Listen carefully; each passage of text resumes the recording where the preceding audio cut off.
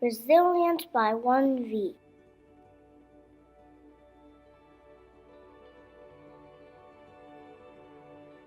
On a bright spring morning, a man and a woman came to a beautiful spring meadow. The man reached deep in his pocket and pulled out a seed. Then he knelt on the grass and began to dig a hole. Carefully, he placed the seed into the hole and covered it with earth. Deep in the earth, a seed cracked open, and out came rods and buds. The man and the woman looked up and saw their friends walking by. The woman pulled out a seed from her pocket. The man and the woman dug a hole next to the force. Slowly the seed started to crack open, and out came the words Dunlap.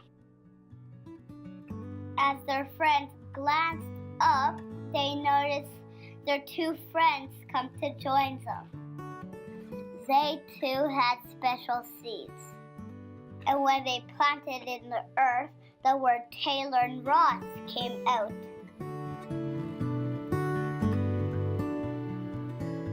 The four seeds grew and grew, wrapping around each other to make one tree.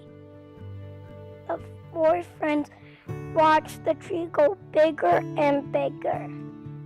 One day, something special happened and the tree started sprouting letters.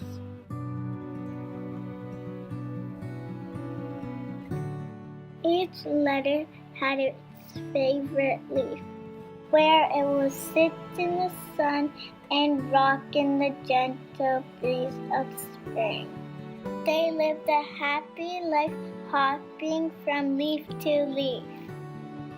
One day, the sky turned gray and the wind began to blow. The breeze became a strong gust, and the gust became a gale.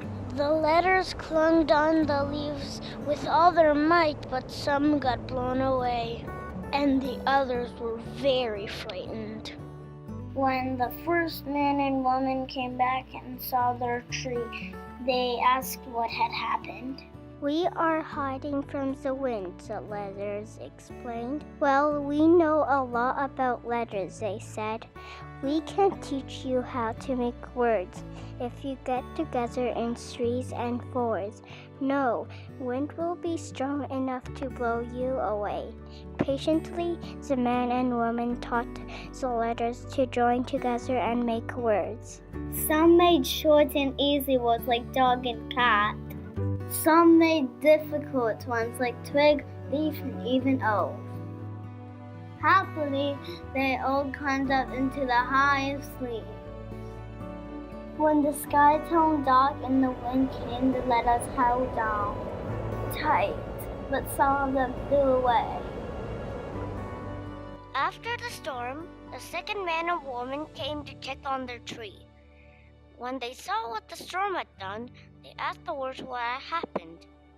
We tried to become stronger by coming together in threes and fours, but the wind still blew us away.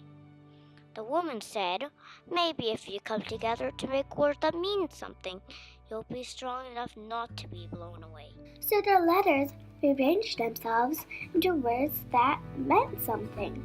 Words like hope, peace, love, strength, kindness, respect, integrity, resilience, purpose, and generosity.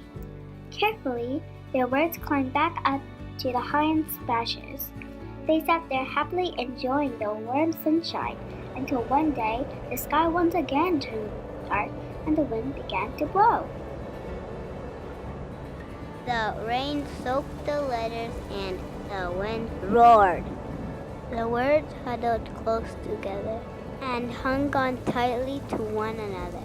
Many of the letters held strong, but some were blown away. After the storm had passed, the third man walked to the meadow to see his tree. He saw that the branches were broken and letters were hiding deep in the center of the tree. The man gently pulled back the leaf and found a letter huddled together, shaking in fear. One word finally plucked up enough courage to tell the third man what happened.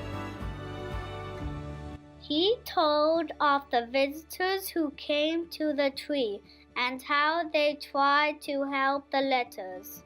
Each time we became a little bit stronger, but we still are not strong enough to be blown away.